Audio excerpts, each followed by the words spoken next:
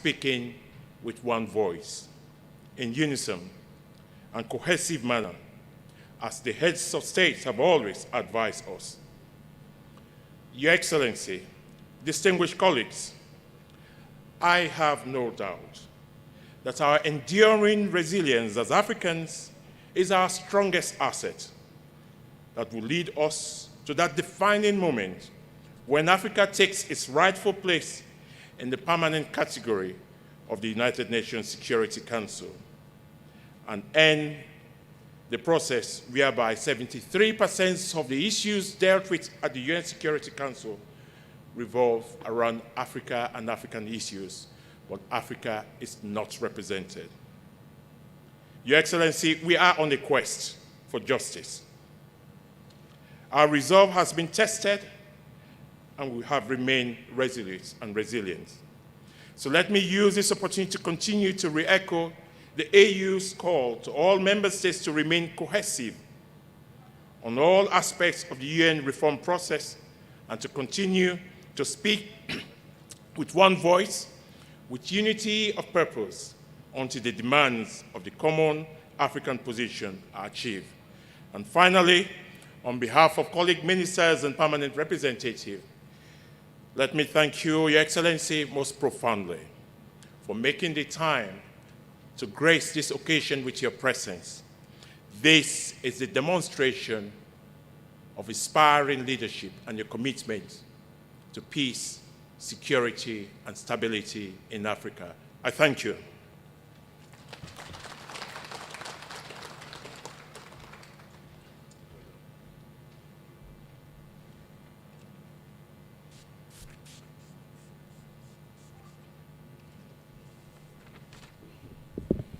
Thank you, colleague and brother minister, Professor David John Francis, for your statement, elaborated statement during this function. Your Excellency, before I invite you, Your Excellency, let me just, I have an apology to make. I have another minister here, my colleague, Minister John Mulimba, our Minister of State for Regional Cooperation, is also present with us here. Your Excellency, my sincere apologies. Your Excellency, let me thank you very much and welcome you once more. I want to thank Your Excellency for your support and assistance to ensure that this meeting did take place amongst all the other challenges that COVID brought and among other challenges that we had in order to organize this meeting. I'd like to thank you so much, Your Excellency, for your assistance and thorough support in ensuring that meeting takes place. Soon after the President makes his statement, we'll have the national anthem. Then I'll invite the heads of delegation for a photo session with the President just right here, following the standard operating procedures. We will be invited to take a photo with the President before the President departs for other assignments. I have the distinct honor to invite Your Excellency to make your statement. You're most welcome, Mr. President.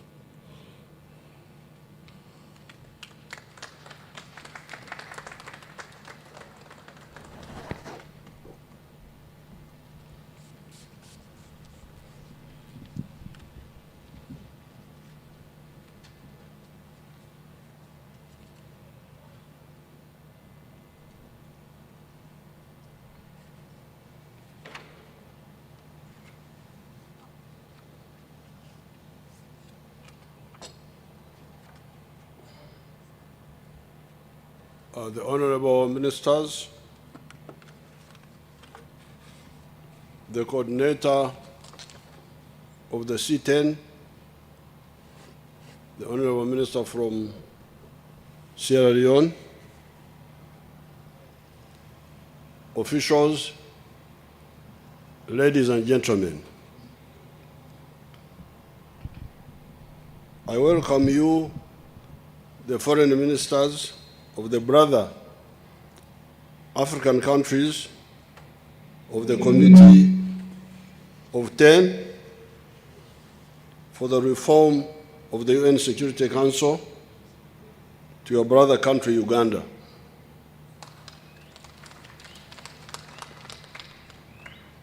In order to inform your brother people of Uganda who may be listening or watching this function, the Committee of 10 is comprised of the following brother African countries: Senegal, Uganda, Algeria, Kenya, Zambia, Sierra Leone, Congo, Libya, Namibia, and Equatorial Guinea. In March 2005, the African Union appointed the members of the Committee of 10 Heads of State and Government, abbreviated as C10, with the mandate to advocate and canvass for the African Common Position on the reform of the United Nations Security Council. Indeed, a consensus was reached at Eswatini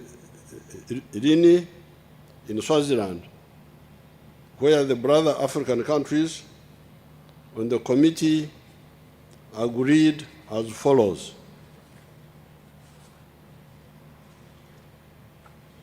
Number one, to promote Africa to be fully represented in all the UN organs, especially the United Nations Security Council.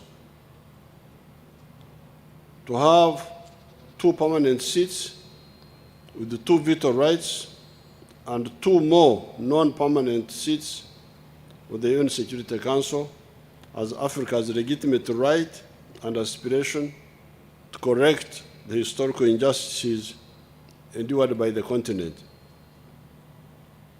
Number 3, the African Union shall be responsible for the selection of African representatives to the UN Security Council.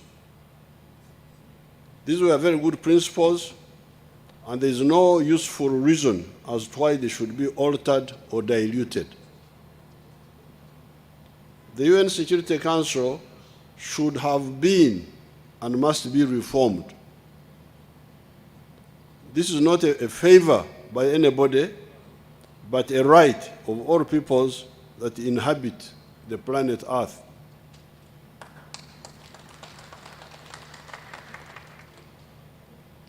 The international arrangement that was arrived at in 1945 after the devastating inter-imperialist Second World War caused by the greed of the imperialist countries that were vying for colonial possessions, fighting as who should own us, the Africans and the Asians. That's what they were fighting for. When you hear First World War, Second World War, these are inter-imperialist wars. And 6.5 million Asians, especially Indians, were used in fighting those wars, which were not their wars. Yet, no thought was given to how they would participate in international decision-making. Was the assumption that we would never be free? If that was the assumption, then the assumers were wrong. By both peaceful and violent methods, the countries of Asia and Africa are now free. Even the indigenous peoples of the Americas, Australia, New Zealand, that survived extermination are also beginning to assert themselves, as we have seen in countries like Bolivia, etc. It is therefore a circus to waste time year after year debating the obvious. We demand our right of having permanent seats, not seasonal ones allotted to us by the present unfair system on the UN Security Council. Every reasonable man, as the lawyers say, the lawyers have a good word. They say a reasonable man should understand this, should see this. Every reasonable man, as the lawyers always say,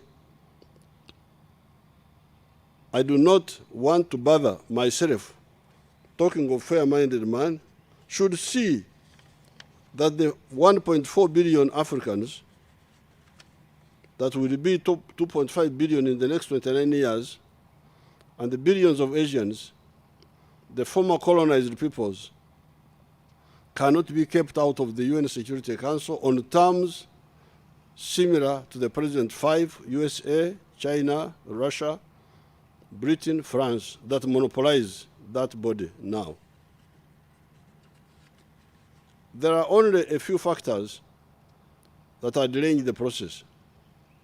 2 of them are on our side, the Africans, that have decided to maintain weakness in Africa, even after the colonization of our continent that started with the independence of the Sudan in 1955. Here in Uganda, we have been battling those internal weaknesses by relying on 4 principles. Principle number 1, patriotism. Down with sectarianism of religion and tribe, and loving Uganda. That's one of the big battles we have been fighting here. Some people trying to promote sectarianism of religion, of tribe, and with the patriots denouncing that treason and insisting on the unity of our people. Pan-Africanism, i.e. loving East Africa, loving Africa, and working for their integration. Socio-economic transformation. Africa cannot remain a pre-industrial society, a society before modern times. And democracy. With these 4 principles, patriotism, Pan-Africanism, socio-economic transformation, and democracy, we have been able to create a chapter of some capacity. We have some capacity here.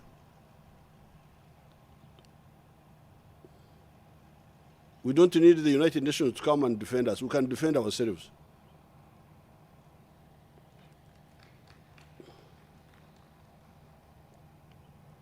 Similar chapters exist and have existed in Africa since independence.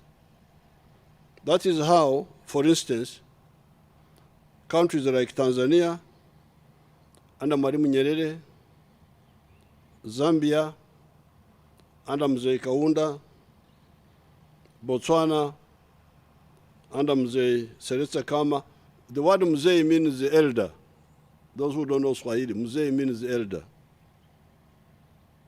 Algeria, under Houari Boumediene, Egypt, under Gamal Abdel Nasser, and Guinea-Conakry, under Sékou Touré, were able to support the anti-colonial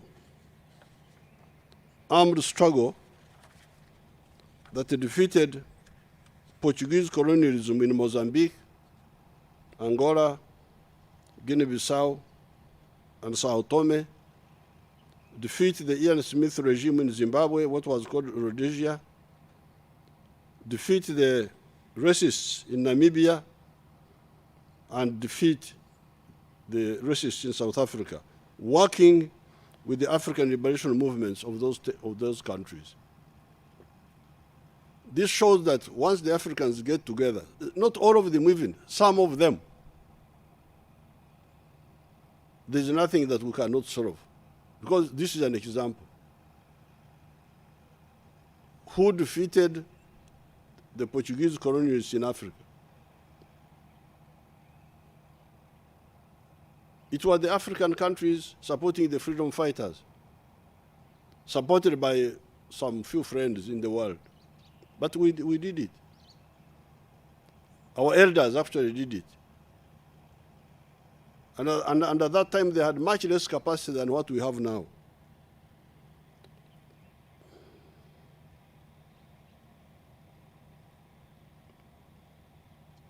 This means that the potential is there if we act right and together.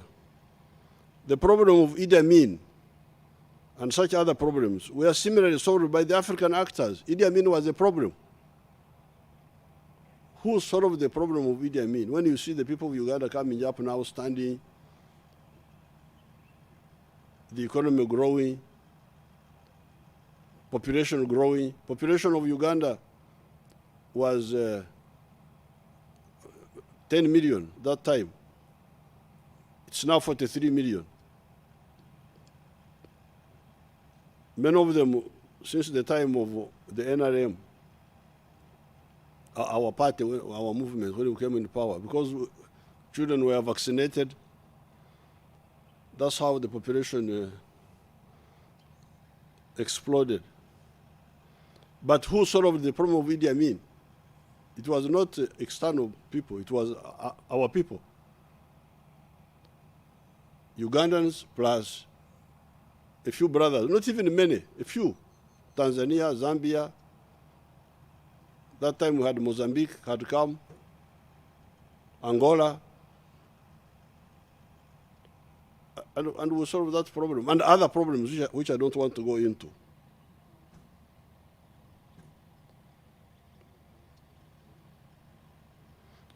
The present chaos in some African countries can be solved if the different chapters are able to act together. When you hear the chaos which is in Africa now, country by country, this can be solved. There's nothing that we cannot solve. I'm telling you what I know, because I have been involved for the last 60 years. So the main problem is lack of coordination, lack of cohesion. This is what I'm talking about. Those fellows are playing around with us because we are not cohesive. That's why we are begging, as if we are begging for somebody has stolen my cows, and then I go to beg him, please give me back my cows. I take the cows. I don't beg you. But if you are weak, you beg. Like now we are begging, please.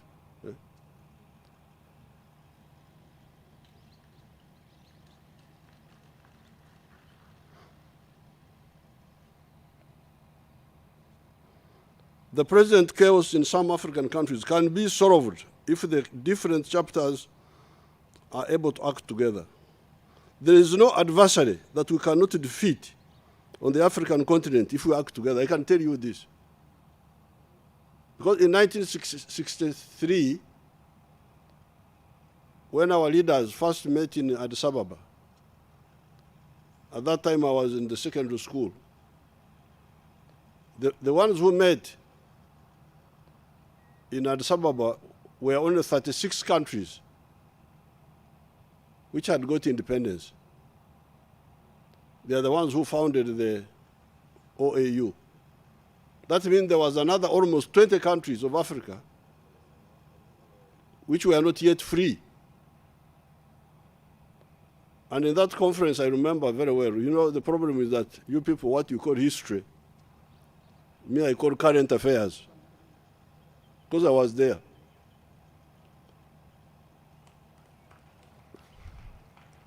So in that conference, the African leaders passed a resolution saying that all the African countries must be free, peacefully. And if anybody does not give freedom peacefully, we shall throw him out by war, the armed struggle. Oh, people were laughing at, these are Africans just talking. But our leaders formed a committee of 9. It was called the Committee of 9, just like this one. The Committee of 9 African countries who are members of the Liberation Committee, which was headquartered in Dar es Salaam, Tanzania. And that one was to coordinate support for the liberation movements in the countries which were occupied by the foreigners. This was 1963. And people were laughing at Africa. What can they do? But by 1974, the African armies in Mozambique, in Angola, in Guinea-Bissau had defeated the Portuguese imperialists. Defeated by war, not talking in the microphones, no.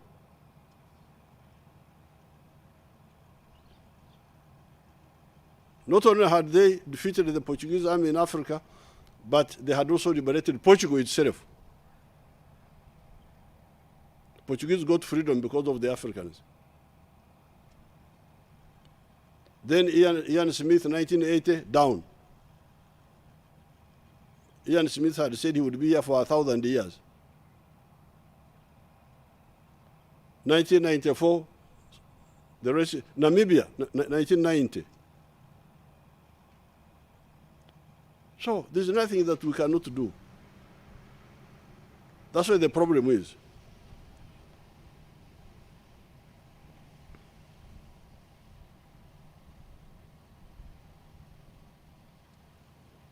By strengthening ourselves here in Africa, the outsiders will more easily accept not to interfere with our rights.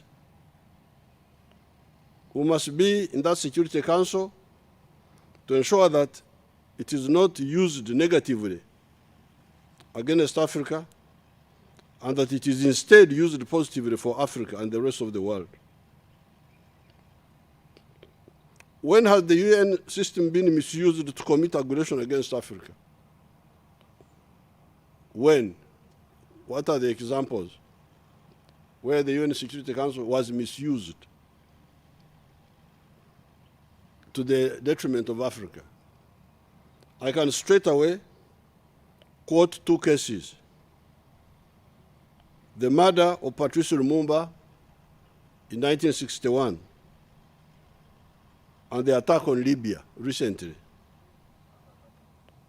How much chaos have these two mistakes caused in Africa? If you sit down and you think how much chaos has been caused by these two actions, the killing of Patrice Lumumba, 1961, and the attack on Libya recently. All this chaos you are talking about in the Sahel is linked to the problem of Libya. The fellows who are dying in the ocean, in the Mediterranean, going to Europe. Many of them were working in Libya. Libya was, although I had problems with Gaddafi, I had to fight Gaddafi 2 times. But he had also his positive points. And many Africans were working in Libya. They were not going to Europe. Now, that little portion of strength has been destabilized, and these Africans are going in the waters. Who is answerable for these two mistakes? When you talk of accountability, who is accountable for all this suffering that has been caused by these mistakes? The attack on Libya, for instance, is definitely behind the chaos in Mali, Niger, Chad, Burkina Faso, Nigeria, etc. Congo has been in successive problems in the last 60 years. Congo, Kinshasa, DRC.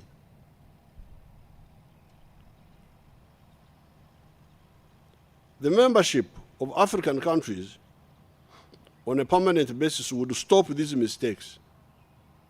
How and who should be the members of this body? It is already known that Africa should have 2 members of the Security Council on a permanent basis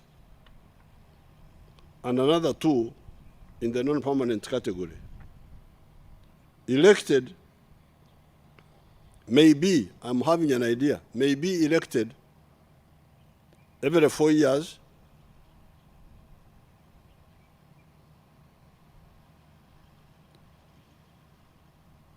on a rotational regional basis. These are just my ideas. I don't know whether they were captured in Ezorini, but these are all my ideas. This would mean that for 4 years, we would have one country for North Africa and one country from West Africa. Then for the next 4 years cycle, we would have one country from Central Africa and one country from Southern Africa. Then the next 4 years cycle would have a country from Eastern Africa and another turn for a different country from North Africa. These countries would go to the Security Council as our delegates. They go there to represent our views, not to just bring their own views. The views of the African Union, democratically agreed. They should only take the positions given to them by the African Union, not their own individual positions. If we had such arrangements, mistakes like what happened in Libya would not have happened.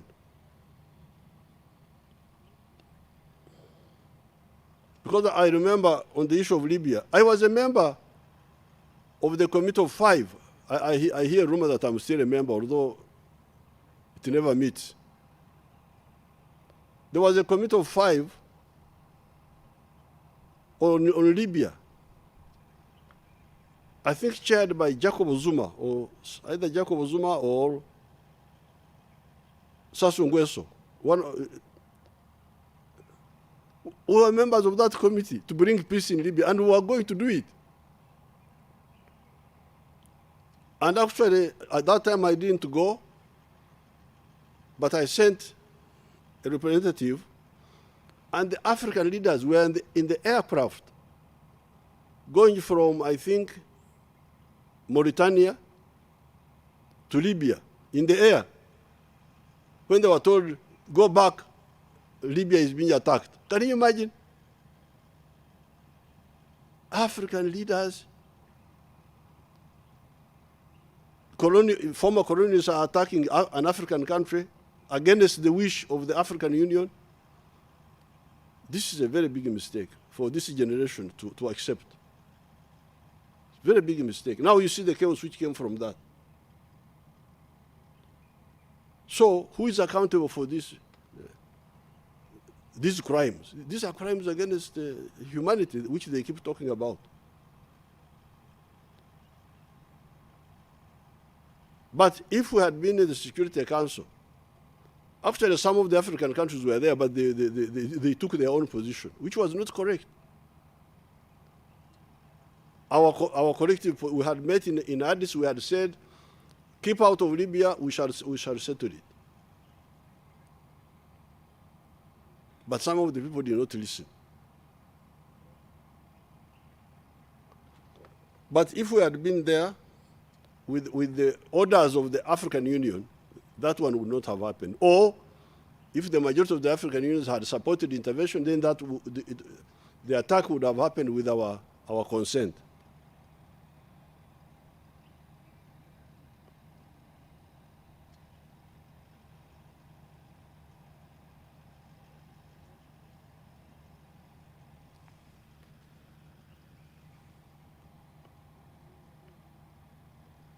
Now, there is another confusion, trying to use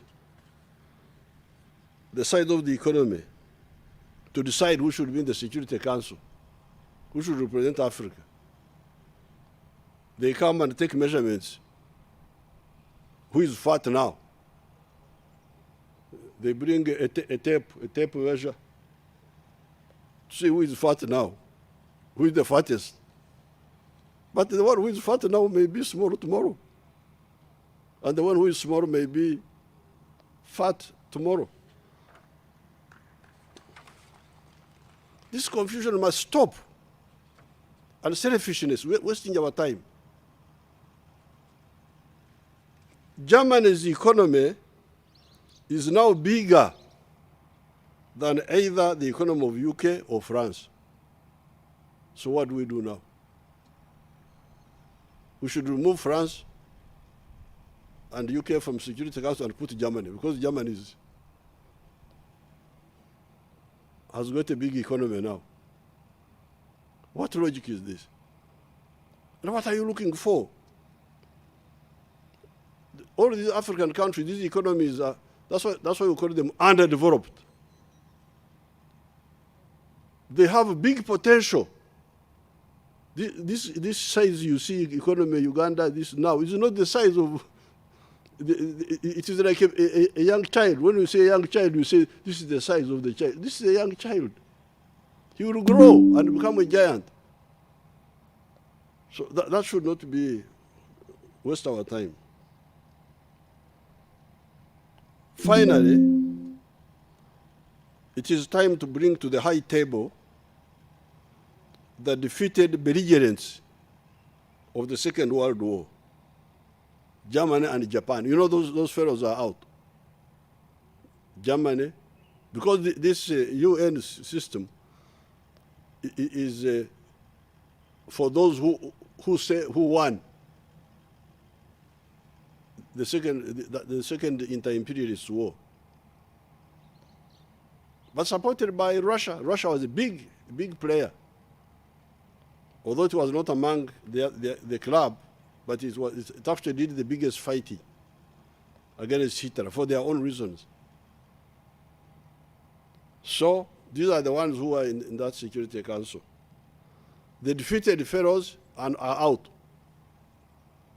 Germany, Japan, and Italy. Italy, of course, had also been part of that.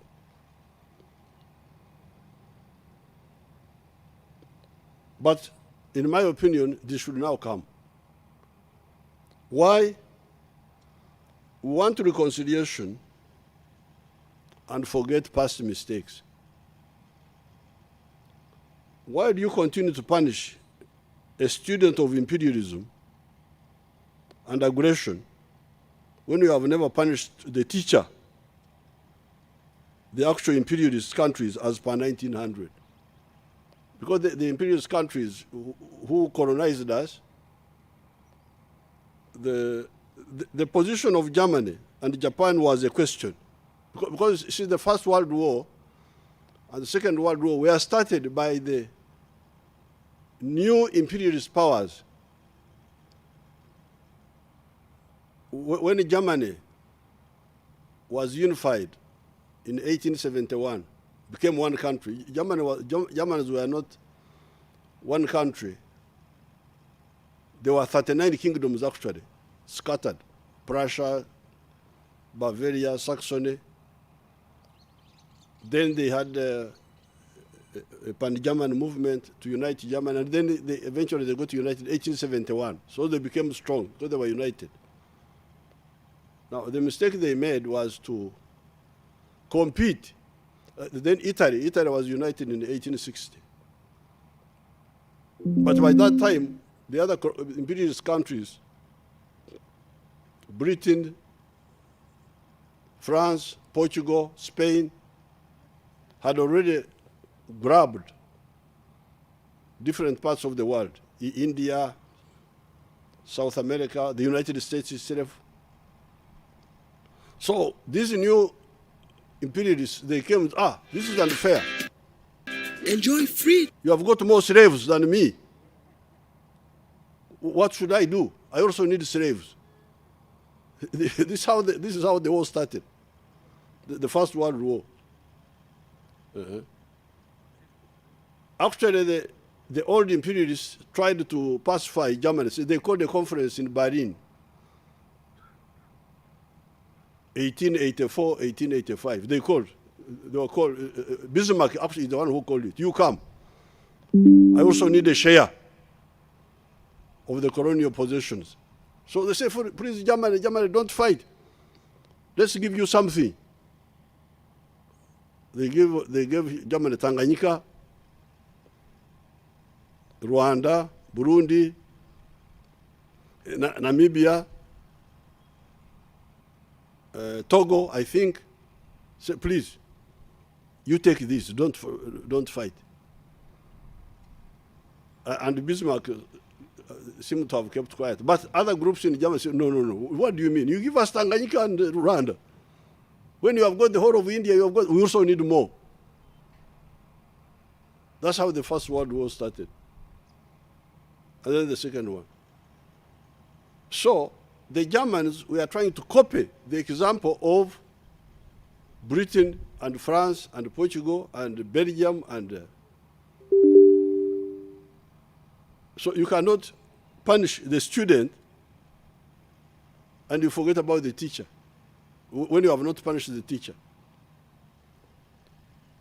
Because the question was, why should UK, France, Portugal, Belgium, etc. have colonies and we do not have, yet we are now powerful countries? This was the argument. But the other weakness was ourselves. This one we should not forget. The other weakness, it was also the shallowness and the refusal of our chiefs to change that created the internal weaknesses that lured the wicked. You should not forget that. Like, for instance, here in East Africa, this is why I will never forgive our chiefs here, our traditional leaders. You remember Vasco da Gama went around Cape Town in 1498 and landed on Christmas Day in now what is now called Natal in South Africa. And he continued from there. He came and bombarded Mombasa and went to India. This is 1498. So our wonderful chiefs here in the interior of East Africa knew that a new powerful group of people are coming. You wonder why they could not get together and prepare to defend us. Just full of themselves, putting on monkey skins, looking like clowns, saying they are powerful like lions when they are nothing. So you can imagine Vasco da Gama passes by our coast 1498. The first white man to come here. For us, we had never seen a white man. The first non-black person to come here was an Arab called Ibrahim in 1841. We had never seen a non-black person. So when the Ugandans saw it, they said he had no skin. They thought that he was just, because they knew that people with skins must be black.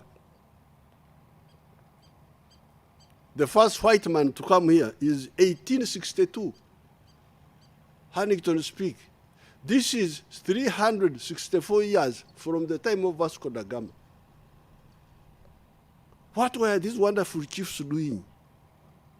Knowing that danger is coming, but doing nothing, just showing off with big stomachs and so on. This is part of the problem. So as we quarrel with the whites, with the foreigners, we should also look at our own issues, our internal weaknesses.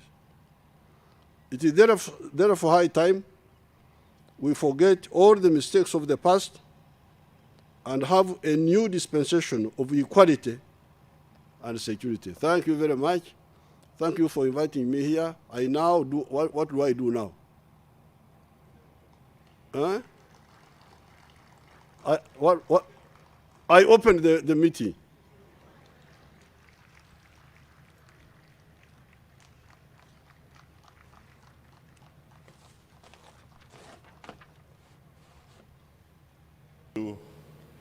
Thank you, Your Excellency, for that usual enlightening and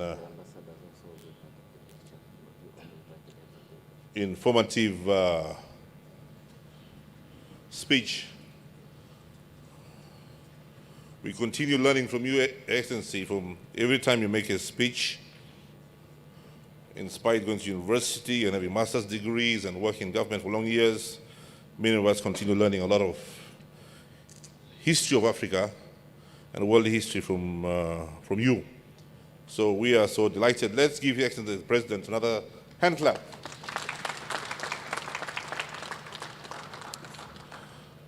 Your Excellency, the next item is I'm just going to ask for the national anthem to be played. Then I'll ask the head delegations and ambassadors to come and for a photo session.